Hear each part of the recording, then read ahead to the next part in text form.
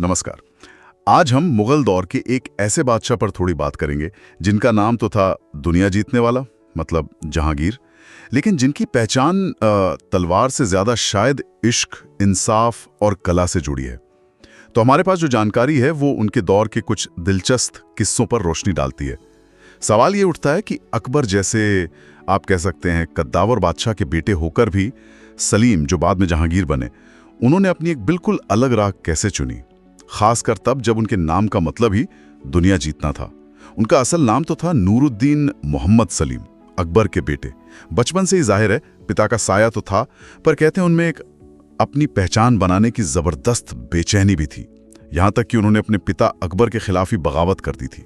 ये बात सही है। जी हाँ, ये बगावत हुई जरूर थी। सलीम ने इलाहाबाद में अपनी अलग हुकूमत चलाने की कोशिश की थी, लेकिन अकबर ने इसे बड़ी राजनीतिक सूझबूझ से संभाला।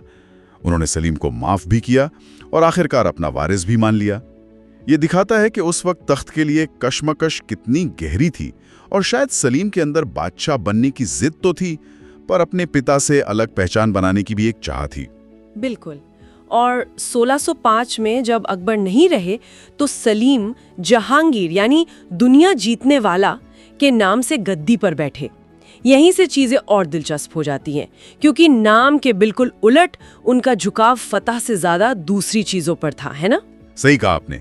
नाम भले ही जहांगीर था, लेकिन उनका जो शासनकाल है वो बड़ी जंगों से ज्यादा उनकी निजी जिंदगी और इंसाफ के किस्सों के लिए ज्यादा जाना जाता है।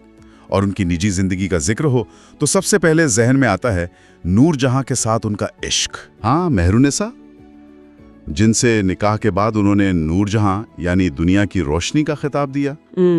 और कहा जाता है कि सल्तनत के कामों में नूरजहां का दखल काफी ज्यादा था। इसमें कितनी सच्चाई है? देखिए, इतिहासकारों में इस पर काफी चर्चा है, और जो सूत्र हमें मिले हैं वो भी इसी तरफ इशारा करते हैं। नूरजहां सिर्फ महल तक सीमित नहीं थी, उनका असर तो सिक्कों पर भी दिखता है जिन पर उनका नाम मिलता है। ये उस जमाने के लिहाज से बहुत बड़ी बात थी। कुछ मानते हैं कि जहांगीर खासकर बाद के सालों में उन पर बहुत निर्भर हो गए थे, और कई अहम फैसले नूरजहां और उनके करीबी लोगों का गुट, जिसे जुंटा भी कहा जाता था, वो मिलकर लेते थे। ये सत्ता के गलियारों में एक महिला के असाधारण प्रभाव को तो जरूर दिखाता है। अच्छा, तो ये इश्क और सियासत का एक अनोखा मेल था। इसके अलावा जहांगीर की पहचान का एक और बहुत अहम हिस्सा है उनका इंसाफ का तरीका। उन्होंने आगरे के किले में वो मशहूर जंजीर अदल लगवाई थी, इंसाफ की जंजीर। ये क्या था असल में? जी, जंजीर अदल ये एक बहुत ही, आप कह सकते हैं, अनोखी पहल थी उस जमाने के हिसाब से।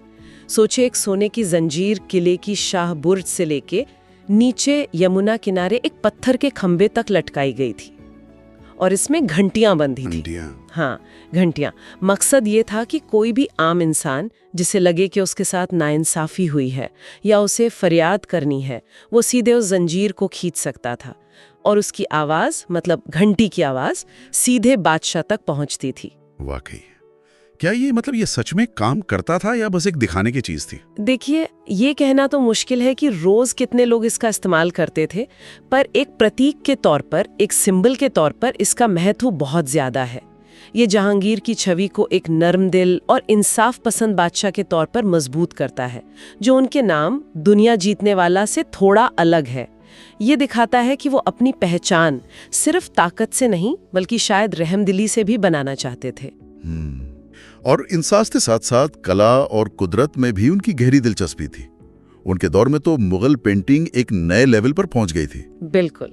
जहांगीर सिर्फ कला के कदरदान ही नहीं थे, बल्कि उन्हें इसकी बहुत गहरी समझ भी थी। बारीकियां समझते थे वो खुद भी पेंटिंग्स पर बड़ी बारीकी से अपनी राय देते थे। कहते हैं वो किसी पेंटिंग को देखकर बता सकते थे कि कौन सा हिस्सा किस चित्रकार ने बनाया है। खासकर उस्ताद मंसूर जैसे चित्रकार, जो जानवरों और फूलों की तस्वीरें बनाने में माहिर थे, उन्हें जहांगीर का खास संरक्षण मिला। उन्होंने अपनी आत्मकथा तुजुके जहांगीरी, उसमें भी प्रकृति का, फूलों का, जानवरों का बहुत खूबसूरत जिक्र किया है। ये उनके किरदार का एक और पहलू दिखाता है, एक बादशाह जो शायद जंग के मैदान से ज्यादा बाग बगीचों और कला में सुकून पाता था। तो कुल मिलाकर 1627 में जहांगीर की मौत हुई, लेकिन जो विरासत वो पीछे छोड़ गए वो फौजी कारनामों से ज्यादा इश्क, इंसाफ और कला की कहानियों से भरी थी। तो ये हमें क्या सिखाता है आज के दौर में? मेरे ख्याल से यही कि बादशाहत हो या आज की लीडरशिप हो, वो सिर्फ ताकत या तलवार के जोर पे नहीं चलती। जहांगीर का दौर ये दिखाता है कि कैसे एक शासक की निजी पसंद, उसके रिश्ते, इंसाफ के प्रति उसका नजरिया और कला को बढ़ावा देना, ये सब चीजें भी उसकी पहचान और उसकी विरासत को गढ़ सकती हैं। ये शक्ति की उस पारंपरिक सोच को कहीं ना कहीं चुनौती देता है, जहां सिर्फ जीतना या कब्जा करना ही सब कुछ माना जाता है। बिल्कुल सही कहा। तो जहांगीर की कहानी हमें ये सोचने पर मजबूर करती है कि क्या एक लीडर की असली ताकत उसकी फतह में है या फिर लोगों के दिलों को जीतने और एक अलग, शायद ज्यादा मानवीय छाप छोड़ने में है। एक दिलचस्प सवाल है सोचने के लिए।